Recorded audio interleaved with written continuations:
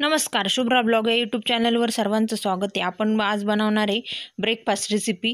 त्याच्यात मी बनवणार आहे पनीरचा पराठा बनवणार। त्यासाठी मी 4-5 पनीरची क्यूब्स घेतलेले आहेत, ते चुरगळून पिठात टाकलेले आपल्या। आणि आता मिरची कोथिंबीर टाकून घेतलेली आहे। आणि वरून परत आपण त्याच्यात टाकणार आहे पनीर आणि काही बेसिक मसाले आपण याच्यात ॲड करणार आहे। भरपूर असा कांदा टाकून घेतलेला आहे मी त्यामध्ये।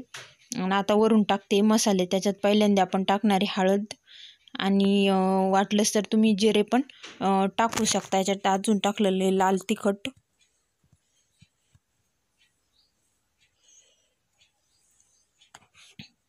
आता हे मस्त आहे ना, आपण याचा उंडा करून घ्यायचा आहे।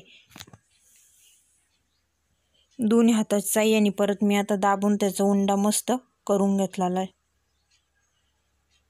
आणि चवीप्रमाणे आपण त्याच्यात नमक टाकायचे आणि मस्त असा जाडसर आपण असा पराठा बनवून घ्यायचा आहे। हे बघा, स्टफिंग जास्त भरल्यामुळं किती हा जाडसर आपला मस्त तयार झालेला आहे। आता तव्यावर आहे ना थोडंसं तेल किंवा तूप टाकून घ्यायचं आहे, ऑप्शनला आहे। आणि आता तवा झालेला आहे थोडंसं गरम, त्याच्यावर मी टाकणार आहे आता पराठा।